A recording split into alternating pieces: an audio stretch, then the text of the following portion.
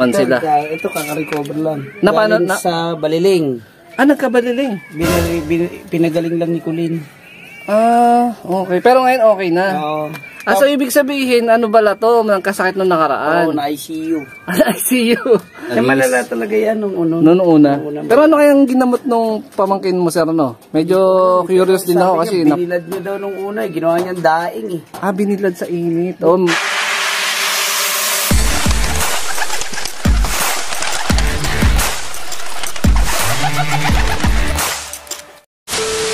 Yun mga kalapatids, dinalaw natin si Sean, no? Wow, bagong ligo ah. Ano meron? Kapasundo. Yung pinsan mo? Matagal na nag-chat sa akin yun eh. Ano ang pangalan nun? Si Kuya Ulin po. Kuya Ulin? Kulin. Kulin. Babae ba yun? Lalaki? Ganda na ng look nyo ah. Talagang inayos nyo na. Ayos ah. Sinong tumulong sa'yo sa pag-aayos? Si daddy mo? Si Colin. Si Colin din. Okay ah. Naging ano na siya, organized na. Nung nakaraang pasyal ko dito, hindi ganito sir, no? Ayos ah. Ito na rin yung nakaraan na, na ibon na nandito. Nagbawas ka na sir, no? Hiniwalay mo na sila. Hiniwalay ko. Yung mga inakay kasi binubugbog eh. Oo. Bubugbugin talaga yun. Matik. Ito na yung medyo mga magugulang.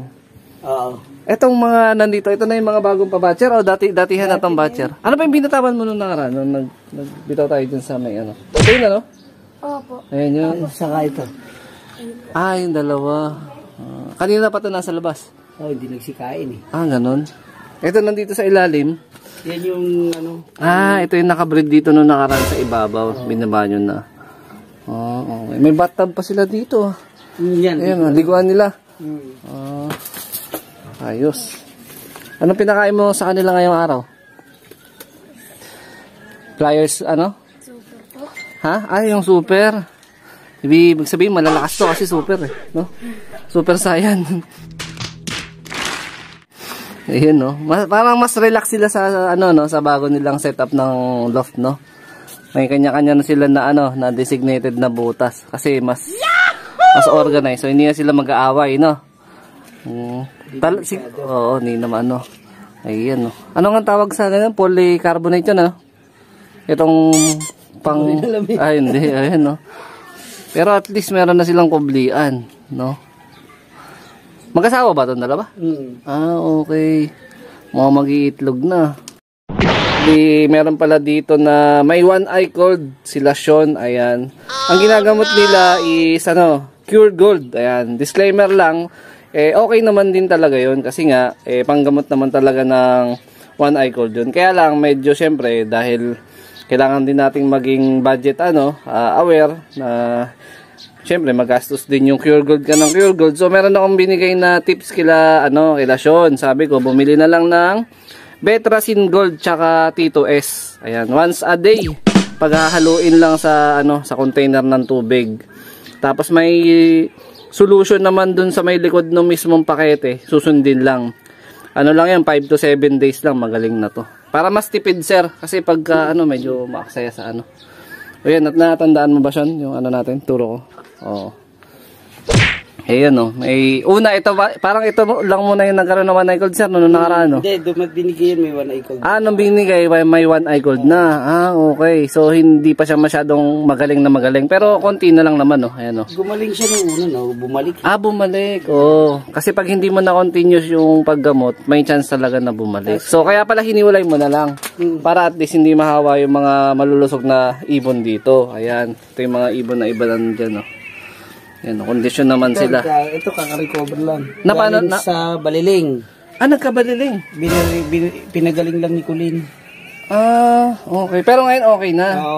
So ibig sabihin, bala to? Nagkasakit nung nakaraan? Na-ICU. ICU. Baliling, ano ang ginamot sa baliling? Gumaling eh. Hindi ko alam sa kanya. Mamaya siguro pagka naabutan ako nun, tatanong natin kung ano naging sikreto niya, kung paano niya ginamot yung baliling. Tapos nung gumaling, yung dating kirat na pinakita ko sa iyo. Sir. Wala na dito. Nagkabaliling naman. Yun naman ang dinala na palit siya. Okay. Siya naman yung nagkaroon ng baliling. Anong nangyayari sa baliling? Umiikot, di ba? Umiikot. Nagpe-Ferris wheel yung buong ulo. Pati yung Okay, mamaya tatanungin siguro natin kung paano niya ginagamot yung baliling. Kasi isa rin yan sa mga malalang sakit eh.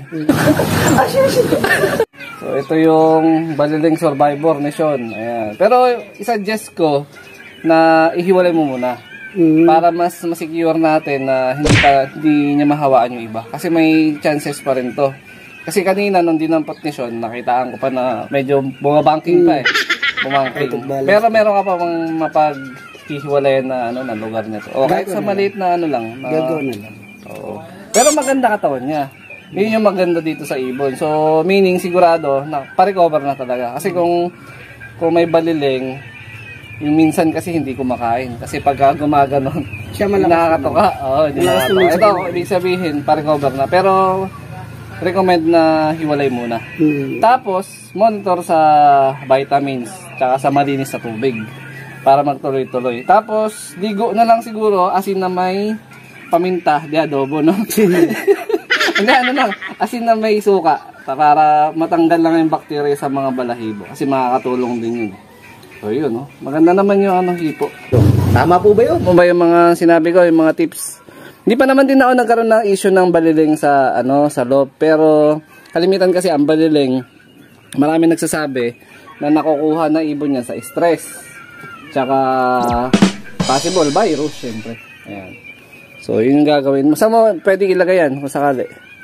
Wala pa, hanap mo na ng hiwalay mo muna kasi para mapag-ingatan mo rin yung mga malulusog mo ng mga ibon. Kasi sayang naman kung lahat sila magbabanking na lang bigla, no? Yung ulo gumaganon. Ayun. So, ito na, pinakawalan yung baliling survivor. Balita ko nakakalipad naman na raw. Wala pa lang singsing sir, no? Wala. Ano lang talaga siya. Saan ba galing to? Nabili kung saan? Sa bypass. Saan yung bypass? Dito sa Giginto. Ah, okay. So yung parang bilihan ng mga bagsakan ng mga kalapate. Oo. Tsaka maganda naman yung tinding niya Kanina nakita ko medyo may banking pa yung ulo Pero ngayon parang okay naman Pero sabi mo nga sir, rumoronda na ulit. Kasi, nakakalipad lang. Lipad lang pero hindi siya naronda. Reverse nga lang, puro reverse pa. Yung ronda pa atras. At least lipad lang. Oo, nakakalipad pero pa atras nga lang. Ayan. Pero tingin ko gagaling to kasi maganda yung hipo ng katawan Kumbaga mabilog Malakas na. naman kumain na. Oo. Ayan Normally kasi pagka malalang baliling, pagkalapag mo pa lang, gumigewang na Oo, Malala talaga yan nung una. Noong una. Pero ano kayang ginamot nung pamangkin mo sir Medyo curious din ako kasi binilad niya daw nung una ginawa niyang daing binilad sa init. Ngayon nga may narinig din ako ganun term na binibilad sa initan maghapon. Pero syempre monitor pa rin sa hydration kasi importante yun. Pero mga effective yung ginawa niya. A few moments later. Ayan, ito yung pinaka-latest na binibreed ni Sean ngayon. Ito, galing daw to dun sa saan no binibreed? Sir? Taga-Minu yan Taga-Minu yun, nabili nyo. Ayun, nakaklabring ba o naka-commercial din? Na ibon. Na nag-start pa lang siya. Okay, yun sa nabilihan.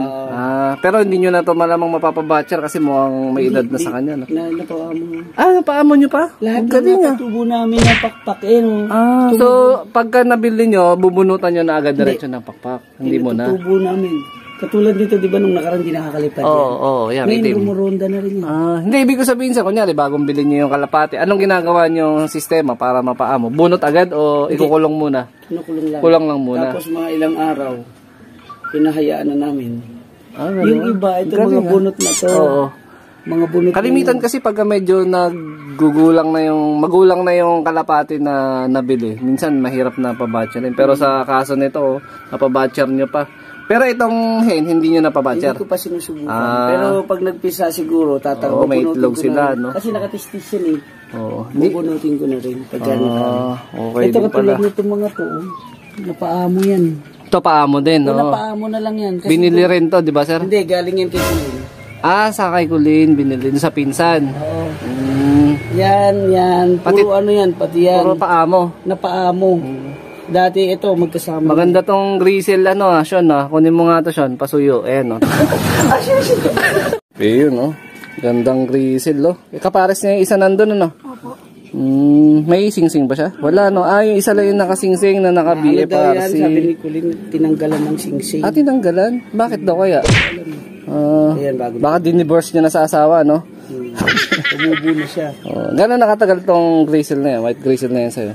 Mga 3 buwan mahigit na. Wala pang isang buwan niya. Wala pa isang buwan pero napabatcher nyo na agad? Pati yun. Ang lupit Ayan, bagong tubo yung mga pakpak. Ayun, no? Pero binunutan din? Hindi Pag na? lahat ng nakuha ko, puro bunot yung pakpak eh. Kasi breeder ng mga... Sa mga pinanggalingan. Okay. Magaling magpaamo si daddy mo, ha? Kayo siya, no? Talagang napapaamo nyo. Pero nung nakaraan, medyo mas marami. May mga sumibat na rin ba? May mga nawala na? Wala naman. Wala naman. Pinakawala lang talaga, nandito lang sila. Oo, kanina nagsasunbathing lang pala. Hindi nagsipasok sa trapdoor eh. Okay. Mamaya, baka busog pa. Kalimitan kasi pag busog. Yung isa umalis. Di talaga. Yung every other day. Pero hindi na siya every other day. Every month na. Ng umaga. Siguro mag-out ng alas 5 pa. 36 nandito na yun. Ayos Antayin natin na makabalik ulit yung yung stay out na kalapati niya. Minsan maaga sa half day lang. Parang duty lang. Nandito na.